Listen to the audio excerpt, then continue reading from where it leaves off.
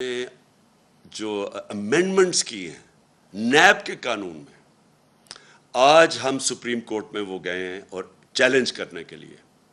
لیکن اگر یہ خدا نہ خواستہ، اور مجھے پورا اعتماد ہے اپنی عدلیہ کے اوپر کہ وہ یہ ظلم نہیں ہونے دیں گے پاکستان کے اوپر، کیونکہ اگر یہ کامیاب ہو گئے اس چیز پہ، میری آج ایک آپ بات یاد رکھ لیں کہ کوئی پاکستان کو دشمن کی ضرورت نہیں ہے.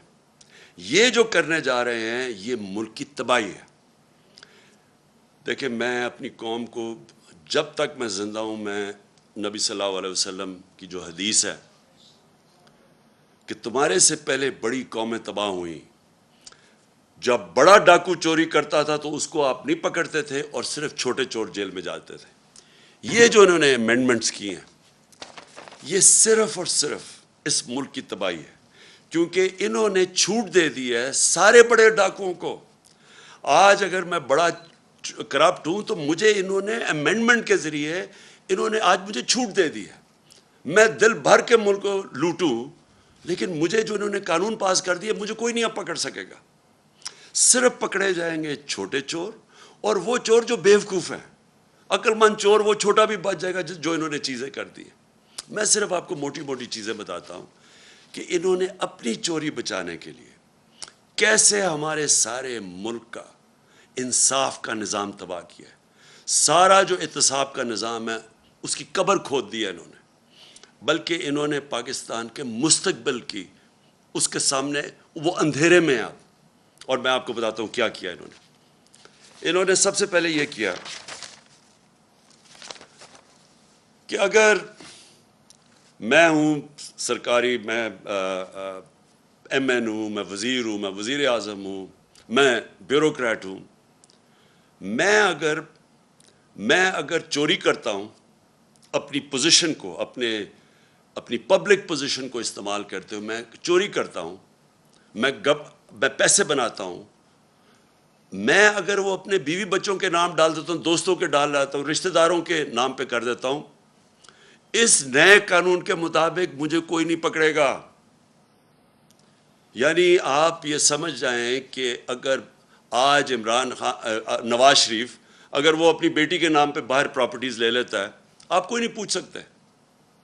آپ بڑے بڑیاں زمینیں خرید سکتے ہیں اپنے بچوں کے نام پہ، آپ کو کوئی نہیں پوچھ سکتا، کیونکہ انہوں نے تو کہہ دیا کہ جناب صرف وہ ذمہ دار ہے، اگر میرے پاس پیسے تو میں جواب دوں.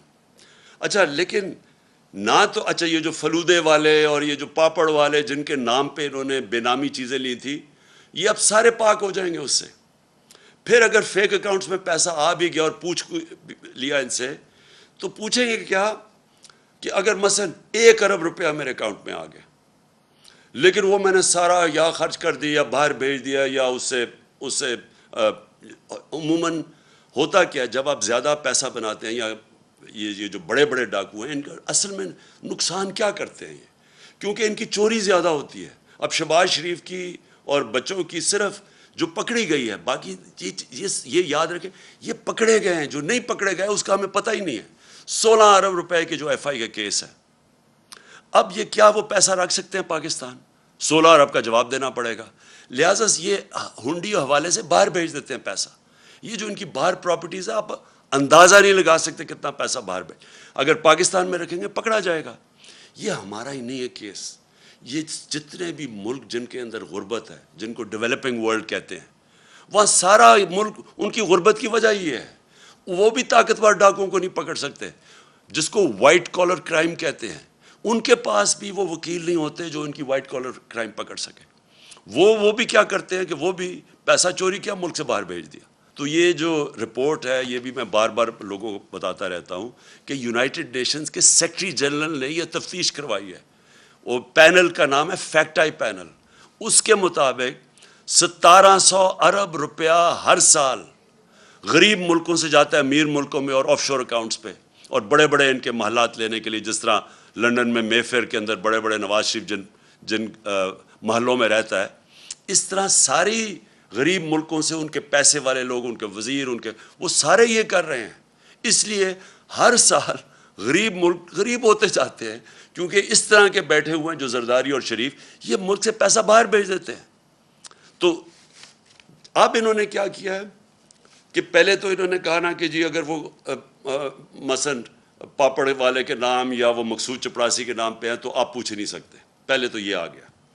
دوسری چیز کہ اگر آپ کا پیسہ باہر پڑا ہے اور آپ اس گورنمنٹ سے پوچھتے ہیں یا بینک سے پوچھتے ہیں جی بتائیں یہ پاکستانیوں کا پیسہ باہر پڑا ہے، اور وہ ہمیں بتاتے ہیں کہ ہاں جی اتنے پیسے باہر پڑے ہیں یا فلانے آدمی کا بینک میں اتنے پیسے پڑے ہیں۔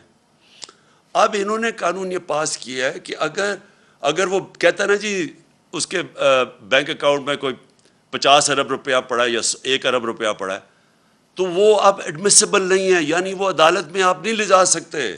وہ جو بھیجے گا، جس طرح مریم نواز کا انہوں نے بھیجا کہ یہ جو 4 مہنگے لنڈن کے فلیٹ ہیں مے فیئر میں، یہ جو کمپنیز کے نام پہ لیے ہوئے ہیں، وہ کمپنیز کی جو مالکہ ہے وہ مریم نواز ہے، اور وہاں کی برٹش ورجن آئلینڈ کی کمپنی نے جے آئی ٹی کو لیٹر بھیجا تھا۔ انہوں نے جو قانون پاس کیا ہے اب وہ لیٹر کی کوئی اہمیت نہیں ہے، وہ ایڈمٹ ہی نہیں ہو سکتا۔ تو مطلب یہ ہے کہ جو اس ملک کے بڑے بڑے ڈاکو ہیں انہوں نے صرف پیسہ ملک سے باہر بھیجنا ہے، آپ پوچھ نہیں سکتے ان کو۔ اگر آپ کو پتہ بھی چل جائے کہ انہوں نے یہ بڑے بڑے محلوں میں رہ رہے ہیں، آپ نہیں پوچھ سکتے ان کو، کیونکہ اپنے آپ کو اجازت دے دی ہے۔ تو اس کا مطلب جو چھوٹے چور، جو سائیکل چور، جو بھینس چور، یہ جو موٹر چور، یہ اس طرح کے لوگ ہی صرف پکڑے جائیں گے، بڑے بڑے ڈاکو آپ نہیں پکڑ جا سکتے۔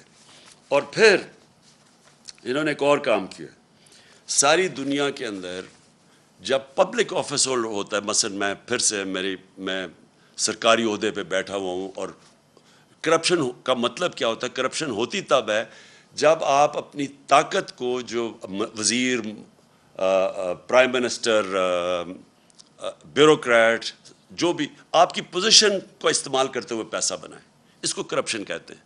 تو میں جب اب ساری دنیا میں قانون یہ ہے کہ میں اگر اس عہدے میں بیٹھا ہوں اور ایک دم میری صرف میں جس طرح مقصود چپڑاسی 15,000 روپے اس کی تنخواہ ہے اور ایک دم 4.25 ارب روپے اس کے بینک میں آ جاتا ہے، تو ساری دنیا کے اندر قانون کیا ہے کہ آپ کو پبلک آفس ہولڈر کو عمران خان کو بتانا پڑے گا کہ آپ کے بینک میں اتنے پیسے کدھر سے آ گئے۔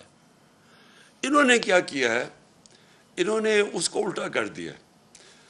انہوں نے کہا کہ اب ان کو بتانا پڑے گا، یا نیب کو یا جو بھی ادارہ ہو اس کو بتانا پڑے گا کہ ان کے پاس پیسہ کدھر سے آیا، یعنی مجھے نہیں بتانا پڑے گا۔ یہ چینج کر دیا انہوں نے کہ اچھا جی اگر میرے بینک پہ پیسے آ بھی گئے زیادہ تو وہ مجھے نہیں بتانا پڑے گا، وہ ان کو ثابت کرنا پڑے گا کہ یہ غلط، یہ چوری کا پیسہ ہے۔ یہ وہ کام کر رہے ہیں جو کہ پہلی دفعہ پاکستان میں یہ قانون بدل رہے ہیں۔ یہ وہ کام کر رہے ہیں جس کو وائٹ کالر کرائم کہتے ہیں، اس کو پکڑنا ناممکن ہو جائے گا۔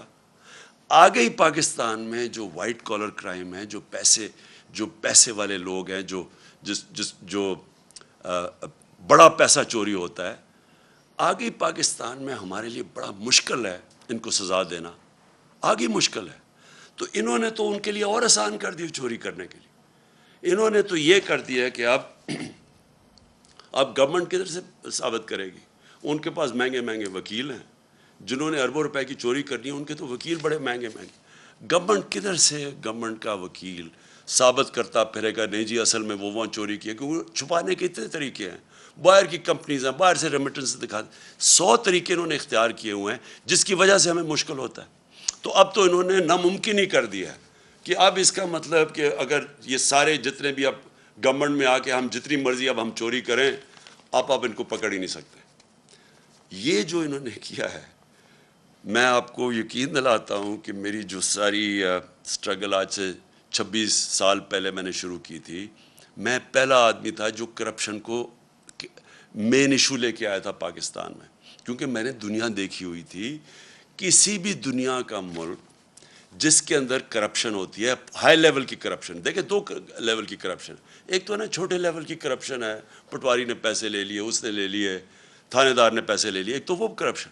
ایک ہے جب وزیر اور اس کے پرائم منسٹر یا اس کے صدر، جب طاقتور لوگ کرپشن کرتے ہیں، وہ زیادہ پیسہ چوری کرتے ہیں۔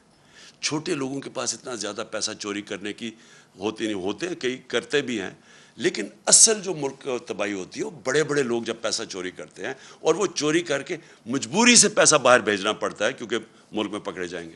اب جب یہ کر دیا انہوں نے، جو ایک نیب جس کا کام تھا کہ ان لوگوں کو پکڑنا، اس کے پاس انہوں نے سارے قانون بنائے ہوئے تھے اس کو پکڑنے کے لیے، انہوں نے وہ سب کچھ ختم کر دیا۔ اپنے آپ کو بچانے کے لیے انہوں نے ملک کے اندر دروازے کھول دیے چوری کے۔ اس وقت آپ کسی بھی طاقتور کو نہیں پکڑ سکتے جو بڑی پیسے چوری کرے۔ اور پہلے ہی جس طرح میں نے کہا مشکل تھا، لیکن ایک اور کام کیا انہوں نے ایک اور کام کیا ہے کہ یہ جو قانون بنایا ہے یہ 99 سے بنایا ہے۔ جو 99 کے بعد جتنے بھی کیسز ہیں وہ انہوں نے کہا وہ اس میں شامل ہیں۔ تو اس کا مطلب کہ جتنا ہمارے دور میں، یعنی ہمارے آنے سے پہلے 2018 سے پہلے کوئی 280 ارب روپے کا نیب نے پیسہ ریکور کیا تھا، ہمارے 3 سالوں میں 480 ارب روپیہ نیب نے ریکور کیا 3 سالوں میں۔ تو یہ جو پیسہ اب ریکور کیا ہے، اب یہ ہو سکتا ہے کہ کئی لوگ کہیں جی اب تو نیا قانون آ گیا، ہمیں وہ پیسے واپس کریں۔ جو ہم کوئی 160-180 ارب روپیہ مہینے کا ہمیں نیب سے ملک کو آ رہا تھا، اب تو وہ تو ختم ہو گیا نا، وہ تو اب نہیں ملے گا۔ لیکن وہی نہیں، وہ جو پہلے انہوں نے پیسے نیب نے لیے، ہو سکتا ہے یہ عدالت میں چلے جائے کہ جی ہمیں وہ بھی پیسہ واپس کرو۔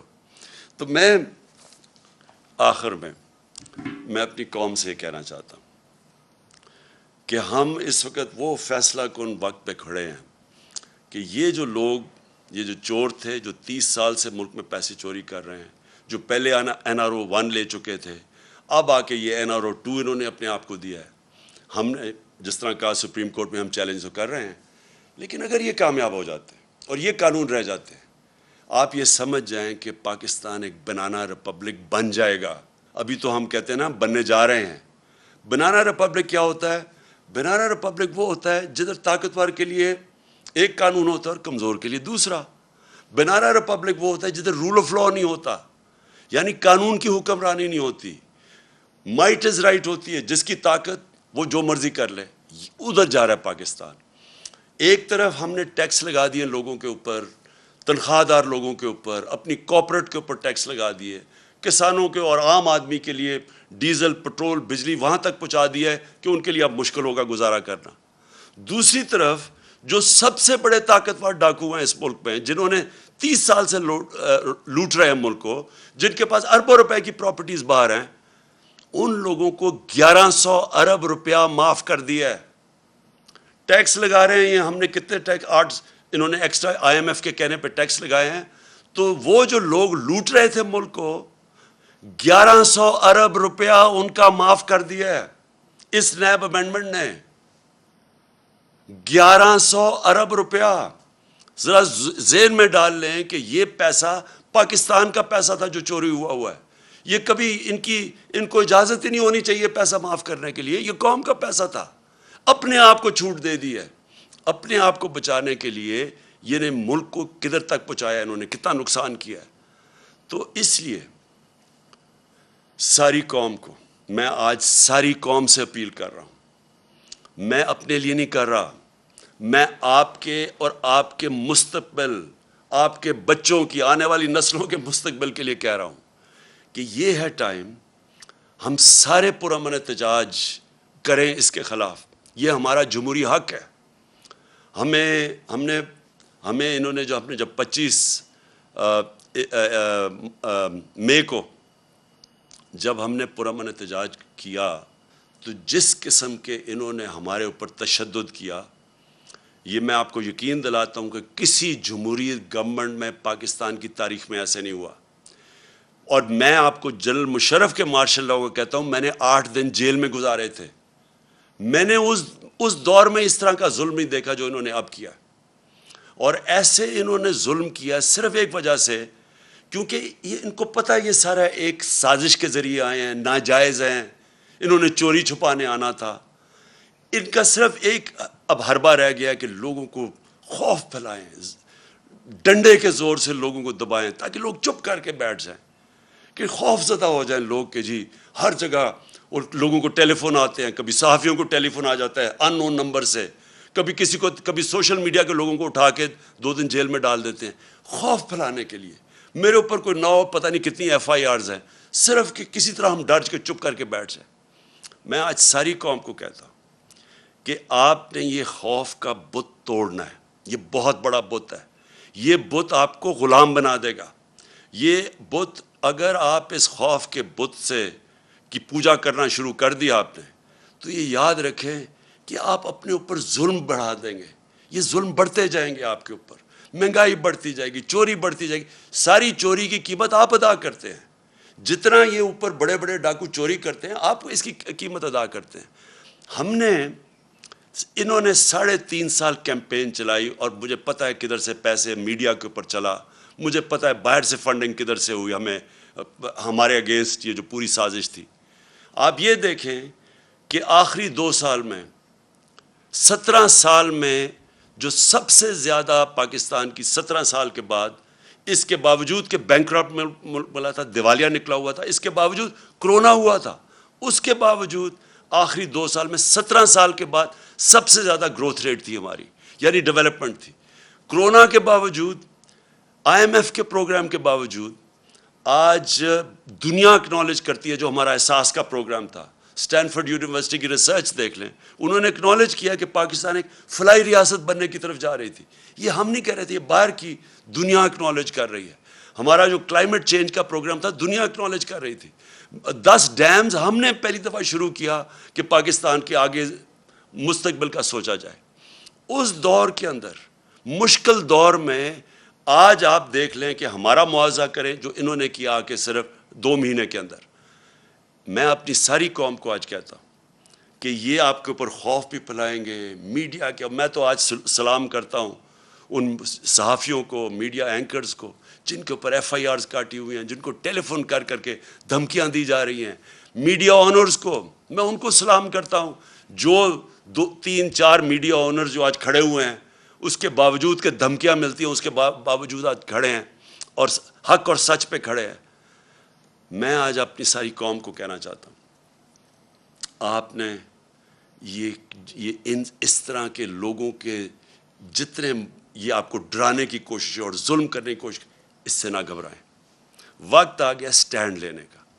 میں آپ سب کو دعوت دیتا ہوں کہ اگلے ہفتے کی شام کو میں ایک بڑا پروٹیسٹ جلسہ کر رہا ہوں پریڈ گراؤنڈ میں, اور یہ ہوگا صرف پنڈی اور اسلام آباد سے میں لوگوں کو یہاں اکٹھا کر رہا ہوں. باقی پشاور میں اور پنڈی, لاہور میں, کراچی میں, ملتان میں, ہمارے جو بڑے بڑے شہر ہیں, ان سارے شہروں کے اندر, فیصل آباد میں خاص طور پہ, آج فیصل آباد میں جدھر مشکلوں کا سامنا کرنا پڑا ہے, میں ساروں کو کہہ رہا ہوں کہ آپ نے وہاں جلسے کرنے ہیں ہفتے کی رات کو, اور میں انشاءاللہ کروں گا پریڈ گراؤنڈ میں جلسہ.